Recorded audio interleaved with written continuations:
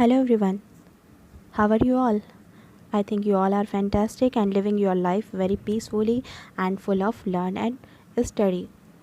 So, अब तक हम सीख रहे थे अबाउट लिटरेरी क्रिटिसिज्म, इसके क्या काइंड हैं और कहाँ से ये ड्राइव्ड हुआ था.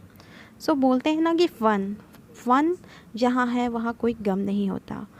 तो स्टडी को हमें सीखते रहना चाहिए. तो आज मैं यही लाइन बोलना चाहती हूँ, बैठे बिठाए किसी के सर पर ताज नहीं होता, कोशिश करो क्योंकि जुगनू किसी की रोशनी का मोहताज नहीं होता.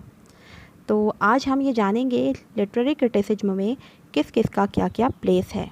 जैसे कोई कंपटीशन होता है फर्स्ट सेकंड थर्ड प्लेस का, वैसे ही यहाँ पर प्लेटो जो फर्स्ट प्लेस पर है, एरिस्टोटल सेकंड प्लेस पर है और फिलिप सिडनी थर्ड प्लेस पर है.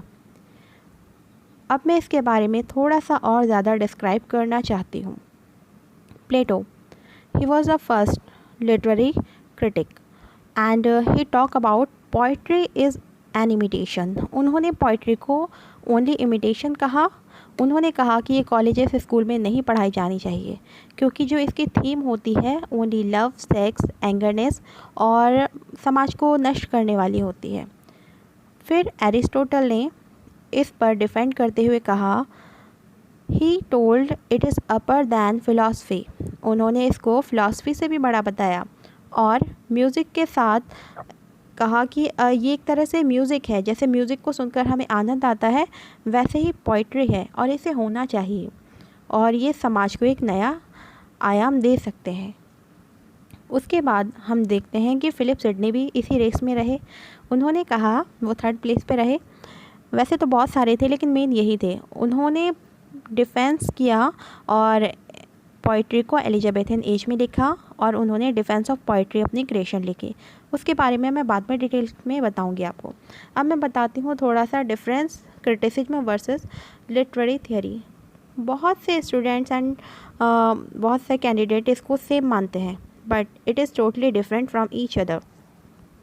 थोड़ा सा जान लेंगे हम इसके बारे में तो कन्फ्यूज़न नहीं होगी. आगे मैं इसको डिटेल में लाती रहूँगी वीडियो में बिकॉज अभी मुझे लिटरेरी क्रिटिसिज्म पे फोकस करना है. यहाँ पर है लिटरेरी थियोरी, तो इसका अनदर नेम है क्रिटिकल थियोरी. यहाँ पर पर्टिकुलर चीज़ का एनालिसिस करना होता है हमें और लिटरेचर के नेचर को, इसके प्रकृति को, इसका मतलब प्रकृति है क्या लिटरेचर की, उसको एक स्ट्रिक्टली सेंस में स्टडी करना होता है, थोड़ा टफली स्ट्रिक्टली. और फिर इसमें डिफरेंस मतलब फ़र्क क्या है. फ़र्क ज़्यादा कुछ नहीं, थोड़ा सा है, लेकिन वो जो थोड़ा है बहुत काम का है.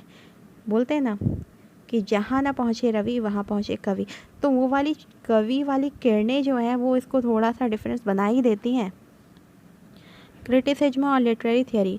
तो क्रिटिसिज्म में किसी एक पर्टिकुलर वर्क के साथ डील किया जाता है. किसी एक वर्क को ले लेंगे तो राइटर उसी के बारे में लिखेगा, उसको क्रिटिक्स करेगा और अनदर राइटर्स भी उसको क्रिटिक्स करते रहते हैं, उसके गुण क्या हैं, अवगुण क्या है, ये सारी चीज़ें. जबकि लिटरेरी थियोरी क्या है, इसका वास्ट रूप है, इससे बहुत ही बड़ी है.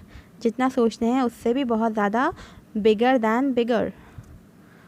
और इसमें उसका जो एरिया है सिर्फ एक एरिया नहीं, हम उसके कई सारे फेजेस लेते हैं, कई सारे एरिया लिटरेचर में क्रिटिसिज्म के ले लेते हैं. इसलिए हम इसे लिटरेरी थियोरी कहते हैं क्योंकि थियोरी का मतलब ही होता है सिद्धांत. और इसको हम एक जर्नल भी ले सकते हैं. हाँ, इसको मैं नेक्स्ट वीडियो में डिस्कशन करूँगी आने वाले, क्योंकि अभी मुझे ओनली क्रिटिसिज्म पे थोड़ा सा बताना है. क्योंकि अगर हम उसको डेली पढ़ेंगे ना तब जाकर हमें क्लियर होगा.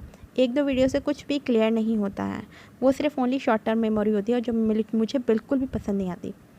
So last but not the least, thank you all and please like and subscribe and have a fun, have a enjoy in your life. Have a good day.